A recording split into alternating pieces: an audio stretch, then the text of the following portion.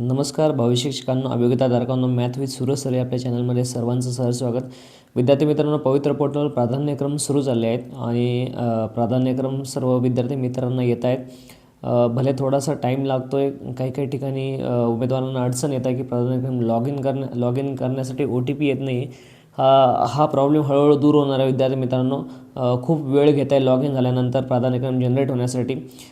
बऱ्याचशा विद्यार्थ्यांचे प्राधान्यक्रम जनरेट होत नाही आहे. बऱ्याचशा मुलांचा OTPचा प्रॉब्लेम आहे, तो हळूहळू दूर होईल, यात काही कुठल्याही प्रकारची शंका नाही. परंतु विद्यार्थी मित्रांनो, ज्यावेळेस प्राधान्यक्रम अवेलेबल होतील, प्राधान्यक्रम आल्यानंतर विद्यार्थी मित्रांनो तुम्हाला प्राधान्यक्रम जनरेट करायचे आणि जनरेट केल्यानंतर तुम्हाला ती प्राधान्यक्रम तुमच्या ह्या पोर्टलला दिसतील. आणि जर आपण राईट साईडला गेलो त्या प्रत्येक शाळेच्या, तर एक मॅग्निफाईंग ग्लास दिसते. त्या ग्लासवर क्लिक करून विद्यार्थी मित्रांनो आपल्याला ॲड बघायची, आपल्या विषयाला किती जागा आहे ते बघायचं आहे. विद्यार्थी मित्रांनो, सर्वात महत्त्वाचा पार्ट आहे. कारण विद्यार्थी मित्रांनो, ॲड वाचून जर तुम्ही प्रेफरन्स दिले तर हे चांगलं तुमच्यासाठी होणार आहे. जर तुम्ही ॲड वाचून प्रेफरन्स दिले नाही तर तुम्हाला प्रॉब्लेम येऊ शकतो. विद्यार्थी मित्रांनो, आपण बघू शकतो, मी माझ्या या व्हिडिओमध्ये इंटरफेस बघता तुम्ही मोबाईलवर एक ॲड आहे. ती ॲड मी तुम्हाला सांगणार आहे, तुम्हाला ती ॲड कशी वाचायची आहे. विद्यार्थी मित्रांनो, कारण भरपूर मुलं ॲड बघताना चूक करतात.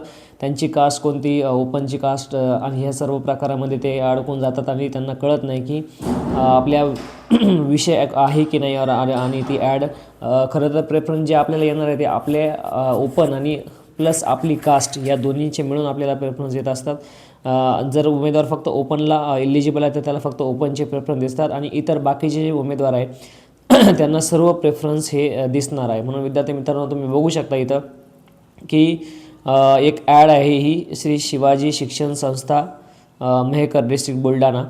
विद्यार्थी मित्रांनो, इथं बघू शकता की आपण सर्वात फर्स्ट आपण बघितलं अनुसूचित जाती, आणि इथं एकूण आकडा दिलेला आहे 2. विद्यार्थी मित्रांनो, या दोनमध्ये एक जी जागा आहे ती महिलासाठी राखीव आहे आणि एक जागा ही ज्यांनी कुठल्याही प्रकारचं आरक्षण घेतलं नाही ती जागा आहे. म्हणजे जो लास्ट सेकंड कॉलम आहे, ज्यांनी कुठल्याही प्रकारचं आरक्षण घेतलं नाही, तर तुम्ही वाचू शकता समांतर आरक्षणाचा व्यतिरिक्त उर्वरित पदे. हे तुमच्यासाठी महत्त्वाचे आहे. ज्यांनी आरक्षण घेतलं नाही त्यांच्यासाठी ही जागा बघणं महत्त्वाचं आहे. जर तुम्ही आपण दुसरं एक उदाहरण घेऊया, इतर मागासवर्गाचे असाल, इतर मागासवर्गाची किती जागा दिसतात? इथं 4 जागा दिसतात. विद्यार्थी मित्रांनो, त्या 4पैकी एक जागा ही महिलासाठी आहे. इथं बघू शकता व एक जागा ही महिलासाठी आहे, एक जागा ही माजी सैनिकसाठी आहे आणि 2 जागा ह्या कुठल्याही प्रकारचं ज्यांनी हॉरिझॉन्टल रिझर्वेशन घेतलेलं नाही. ओके, तर ह्या 2 जागा त्यांच्यासाठी आपण बघू शकतो. अशा टोटल 4 जागा आपल्याला बघायच्या आहे. त्यानंतर आपण पुढं वळूया. EWS आपण बघू शकतो. EWSच्या टोटल जागा 2 जागा आहे, सॉरी. त्यामध्ये एक जी जागा आहे विद्यार्थी मित्रांनो, आपण बघू शकता की एक जागा ही महिलासाठी राखीव आहे आणि त्यानंतर एक जागा ही ज्यांनी कुठल्याही प्रकारचं आरक्षण घेतलं नाही, नॉर्मल आरक्षण आहे ज्यांच्याकडं, त्यांच्यासाठी ही EWSची एक जागा आहे. अशा 2 जागा EWSच्या आहे. त्यानंतर आपण बघू शकतो की खुला म्हणजे ओपन कॅटेगरीच्या दिसतोय आपल्याला 4 जागा ह्या ओपन कॅटेगरीच्या आहे. त्यामध्ये विद्यार्थी मित्रांनो, 2 ज्या जागा आहे ते समांतर आरक्षणाव्यतिरिक्त उर्वरित पदे आहेत, त्याच्यात 2 जागा आहे.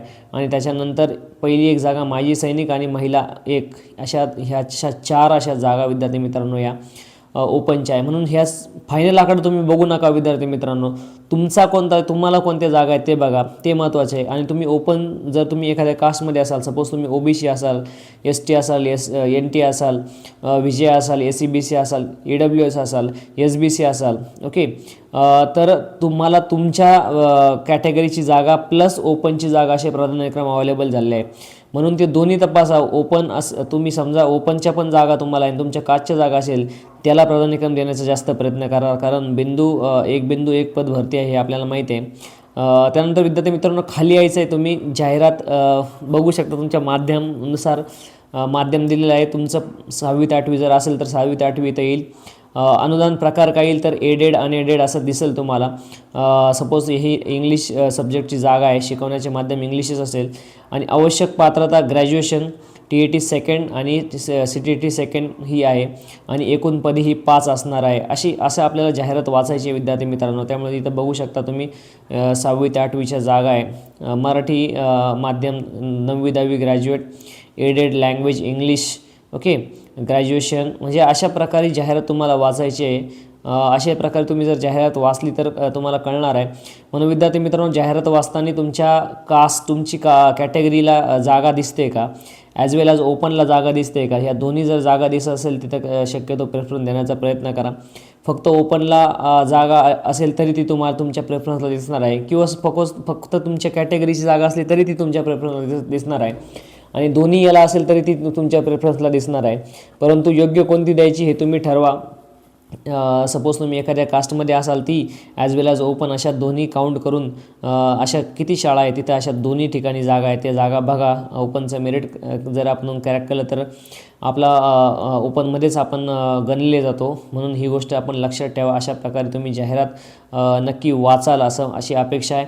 प्रेफरन्स लवकरात लवकर जनरेट होतील विद्यार्थी मित्रांनो. उद्यापर्यंत सर्व विद्यार्थ्यांना हे प्रेफरन्स जनरेट होतील, आणि निश्चितच त्याची काही काळजी करू नका. मुदत वाढ ही 100% मिळणार आहे, त्यामुळं त्याची काही काळजी नसावी असं मला वाटतं. त्यामुळं व्यवस्थित जाहिरात वाचा, प्रेफरन्स पॅनिक होऊ नका. प्रेफरन्स हे उद्यापर्यंत अवेलेबल होतील, आणि 100% 3-4 दिवस अजून मुदतवाढ आपल्याला ही नक्की पुढं भेटेल. काही जर प्रॉब्लेम येत असेल तर कृपया आपल्या चॅनलला सबस्क्राईब करा, लाईक करा, शेअर करा, कमेंटमध्ये कळवा तुम्हाला किती प्रेफरन्स आले, आणि तुम्हाला काही अडचण असेल तर नक्की व्हिडिओच्या खाली विद्यार्थी मित्रांनो कमेंटमध्ये कळवा. प्रत्येकाच्या कमेंटला उत्तर दिलं जाईल. Thank you so much.